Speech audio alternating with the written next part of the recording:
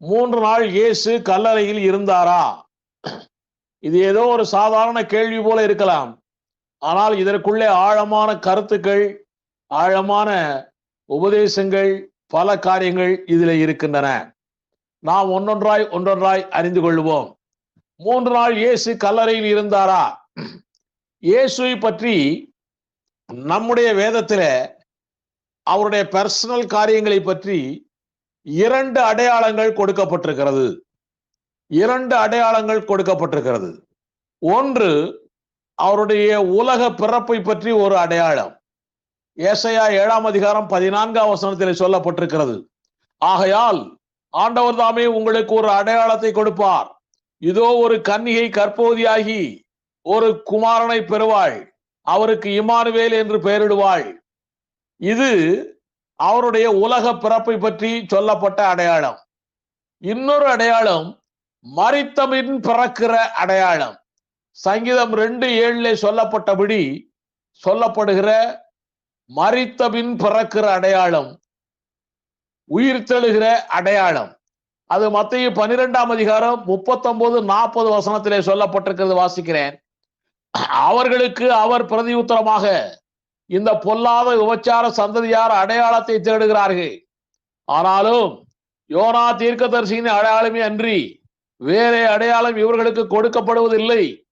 YONO இரவும் பகலும் 3 நாள் ஒரு பெரிய மீனின் வயிற்றில் இருந்தது போல மனுஷகுமாரனும் இரவும் பகலும் 3 நாள் பூமியின் இருதயத்தில் இருப்பார். ஆக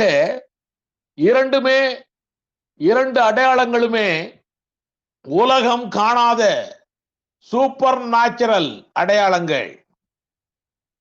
ஒன்று, உலக பிறப்பு என்பது கன்னியின் வயிற்றிலே இயேசு பிறக்கிறது. இரண்டாவது, மரித்தபின் பிறப்பு என்பது மரணத்தை ஜெயித்து உயிர்த்து வருவது.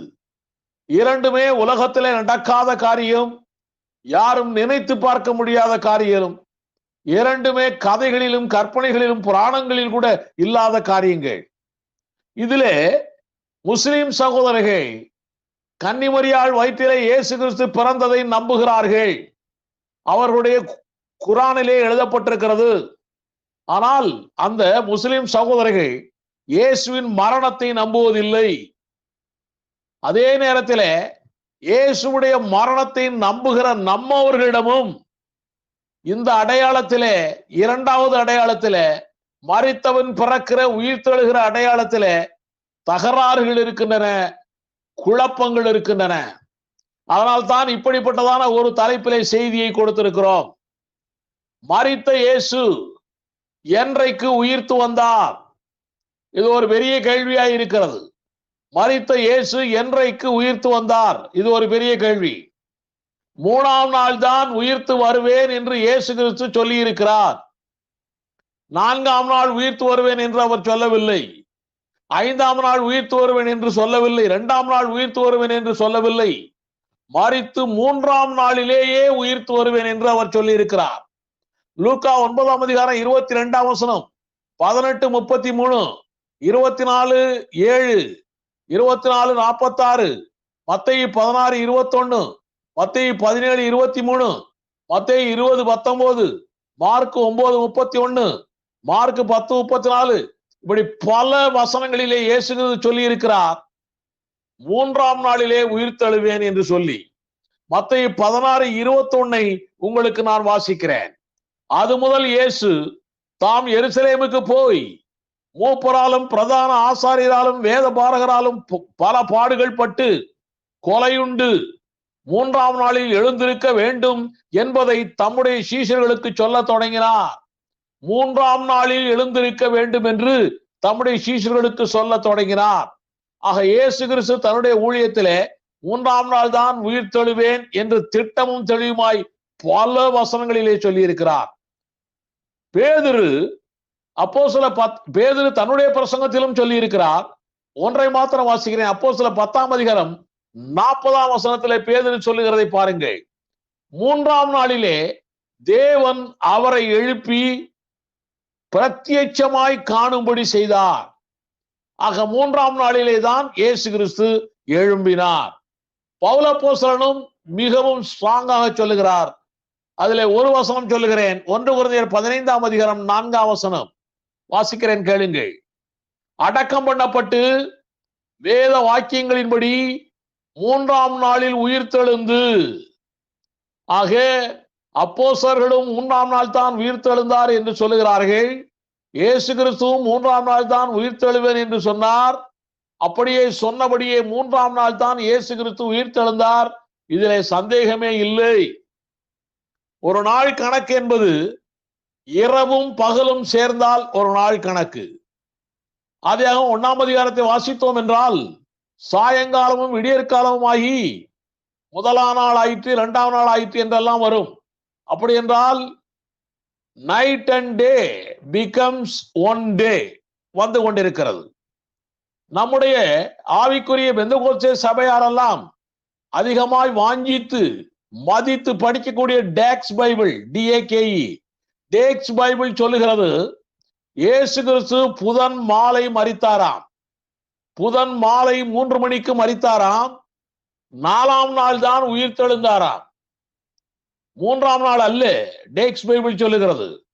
3ஆம் நாள் அல்ல, 4ஆம் நாள் தான் உயிர்த்தெழுந்தார் என்று அது சொல்லுகிறது. சில ஊழியர்கள் கூட அப்படியே பிரசங்கம் பண்ணுகிறதையும் நாம் கேட்டிருக்கிறோம். 4ஆம் நாள் தான் இயேசு கிறிஸ்து உயிர்த்தெழுந்தார் என்று சொல்லி. அப்படி என்றால் டேக்ஸ் பைபிளுடைய கணக்கை நாம் இப்பொழுது பார்க்கலாம். புதன்கிழமை அவர் மரித்தார் என்றால் அவர் மரித்தது மாலை 3 மணி. அதுல யாருக்கும் அப்ஜெக்ஷனே கிடையாது. மாலை 3 மணிக்கு மரித்திருக்கிறார். அப்படி என்றால் இன்னும் பேலன்ஸ் 3 hours இருக்கிறது. ஏனென்றால் சாயங்காலம் ஆகிவிட்டால் அடுத்த நாள் ஆரம்பமாகிறது. அதனால புதன்கிழமையிலே இன்னும் ஒரு 3 hours பேலன்ஸ் இருக்கிறது. ரைட். புதன் இரவு, வியாழன் பகல் 24 மணி நேரம். வியாழன் இரவு, வெள்ளி பகல் 24 மணி நேரம்.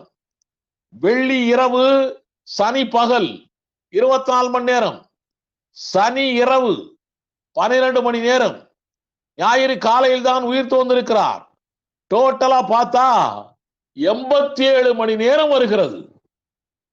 3 நாள் முடிந்து 4ஆம் நாள் எழுகிறார் என்றால் 72 மணி நேரத்துக்கு மேலே, 72 மணி நேரம் 1 நிமிஷம் அல்லது 72 மணி நேரம் அல்லது 73வது மணி நேரத்திலே அவர் உயிர் தெழுந்திருக்க வேண்டும்.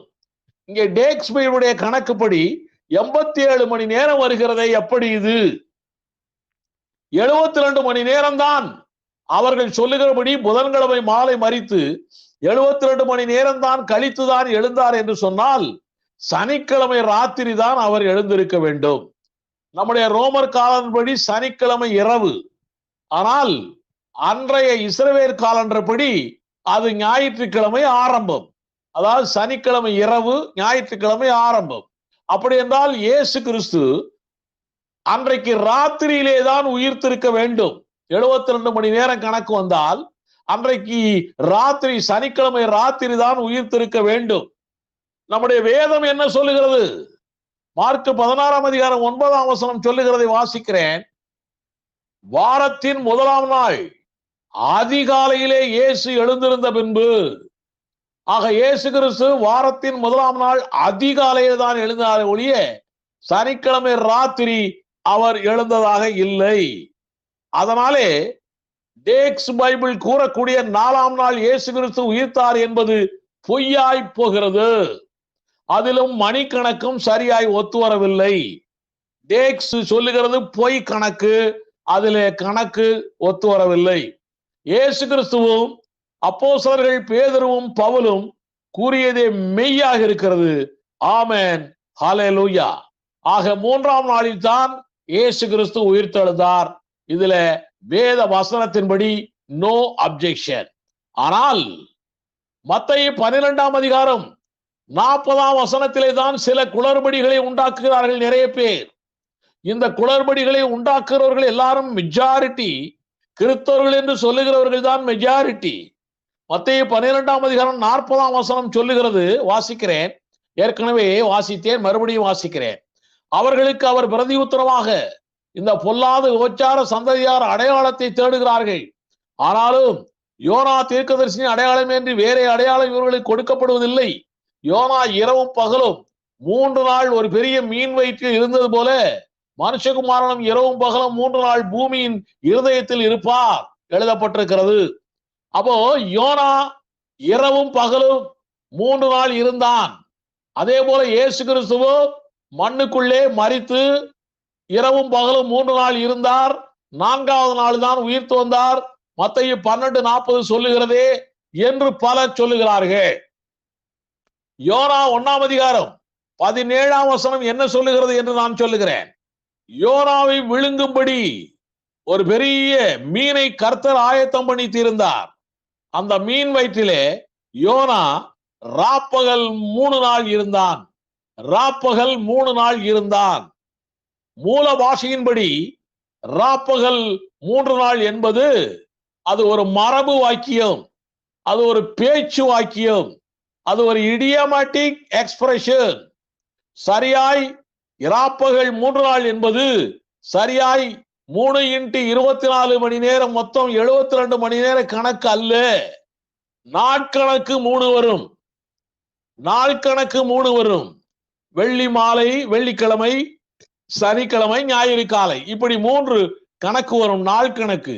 ஆனால் அவர் கணக்கு, மணி கணக்கு 72 வராது. ஏனென்றால் அது மரபு வாக்கியம், பேச்சுவார்த்தை, இடியமாட்டிக் எக்ஸ்பிரஷன். அது இராப்பகல் 3 நாள் என்று எழுதப்பட்டிருக்கிறது. அதற்கு ஒரு உதாரணத்தை உங்களுக்கு நான் சொல்லுகிறேன், கேளுங்கள். 1 தெசலோனிக்கேயர் 2ஆம் அதிகாரம் 9ஆம் வசனம், 2 தெசலோனிக்கேயர் 3ஆம் அதிகாரம் 8ஆம் வசனம், இதில் எல்லாம் சொல்லப்பட்டிருக்கிறது. இரவும் பகலும் வேலை செய்து பிரசங்கித்தோம் என்று எழுதப்பட்டிருக்கிறது. இரவும் பகலும் வேலை செய்து பிரசங்கித்தோம் என்று சொன்னால் 24 மணி நேரமா வேலை செய்தார்கள்.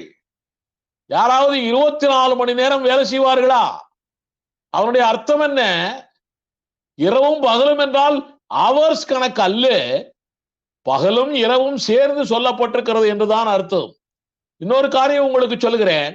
1 தீமோத்தேயு 5ஆம் அதிகாரம் 5ஆம் வசனம் வாசிக்கிறேன். உத்தம விதவையாய் இருந்து தனிமையாய் இருக்கிறவள் தேவனிடத்திலே நம்பிக்கை உள்ளவளாய் இரவும் பகலும் வேண்டுதலாலும் ஜெபங்களிலும் நிலைத்திருப்பாள். ஆக தேவனிடத்தில் நம்பிக்கை உள்ளவளாய் இரவும் பகலும் வேண்டுதல்களிலும் ஜெபங்களிலும் நிலைத்திருப்பாள். இங்கே இரவும் பகலும் நிலைத்திருப்பார் என்று சொன்னால் 24 மணி நேரமா ஜெபம் பண்ணிட்டு இருக்க முடியும் டெய்லி இல்ல. அதனுடைய அர்த்தம் என்ன? இரவுலையும் ஜெபம் பண்ணுவாங்க, பகல்லையும் ஜெபம் பண்ணுவாங்க. 24 மணி நேரம் கணக்கு அல்ல. இன்னொரு காரியம் கூட உங்களுக்கு சொல்லுகிறேன். போன வாரம் முழுவதும் வேலை அப்படின்னு ஒரு ஆள் சொல்றாருன்னு வச்சுங்க. போன வாரம் முழுவதும் நான் வேலை பார்த்தேங்க அப்படின்னு சொல்றாருன்னு வச்சுங்க. அப்படின்னா போன வாரம்னா 7 நாள், ஒரு நாளைக்கு 24 மணி நேரம், 168 மணி நேரமா இடைவிடாது வேலை செஞ்சாரு. அதனுடைய அர்த்தம் அப்படி இல்லை. ஒரு நாளைக்கு 8 மணி நேரம் தான், மிஞ்சி போனா 10 மணி நேரம் வேலை செய்வாரு, 12 மணி நேரம் வேலை செய்வாரு, அவ்வளவுதான். 7 நாளும் தொடர்ந்து இருக்க முடியாது. அவருடைய அர்த்தம் என்ன? அது ஒரு பேச்சு வார்த்தை, பேச்சில சொல்லுகிற வார்த்தை. நேற்று பகல் டியூட்டி ரொம்ப கஷ்டமா இருந்துச்சுப்பா அப்படின்னு ஒரு ஆள் சொல்றாருன்னு வச்சுங்க. அப்படின்னா பகல் டியூட்டினா 12 மணி நேரம். இப்போ 12 மணி நேரமும் டியூட்டி பார்த்திருப்பாரா? அல்ல அல்ல. அதனால யோனாவுக்கு சொல்லப்பட்டது ராப்பகல் 3 நாள் என்பது அது ஒரு பேச்சுவார்த்தையாக இருக்கிறது, இடியாமேட்டிக் எக்ஸ்பிரஷனாக இருக்கிறது. அதுபோல யோனாவுக்கு சொல்லப்பட்டது போல இயேசுவும் இராப்பகல் 3 நாள் மண்ணுக்குள் இருந்தார். அதான் அதனுடைய அர்த்தம் ஒழிய 72 மணி நேரம் கணக்கு அல்ல. நம்முடைய முஸ்லிம்கள் சொல்லுகிறார்கள், முஸ்லிம் சகோதரர்களை சொல்லுகிறார்கள், மத்தேயு 12ஆம் அதிகாரம் 40ஆம் வசனத்தின்படி அவர்கள் இது வெள்ளிக்கிழமை மரித்து ஞாயிற்றுக்கிழமை உயிர்த்தார் என்பதிலே அவங்க ஒன்னும் அப்ஜெக்ஷனே தெரிவிக்கிறது இல்லை, அதை பத்தி பேசுறதே இல்லை. அவர்கள் தெரிவிக்கிற அப்ஜெக்ஷன் வேற காரியங்கள். மத்தேயு 12:40 படி யோனா மரிக்காமலே 3 நாள் மீன் வயிற்றுக்குள்ளே இருந்தான், அப்படியே இயேசுவும் மரிக்கவில்லை என்று அவர்களுடைய ஆர்குமெண்ட். இயேசு கிறிஸ்து 3 நாள் மண்ணுக்குள்ளே இருந்தார், மரிக்கவில்லை, அவங்களுடைய ஆர்குமெண்ட். அது அவர்கள் சொல்லுகிற ஆர்குமெண்ட் அது சரிதானா? யோனா 3 நாள் உயிரோடு இருந்தான், அப்படியே இயேசுவும் உயிரோடு இருந்தார் என்று சொல்லுகிறது சரிதானா? அதை பார்க்க வேண்டும் என்றால் மத்தேயு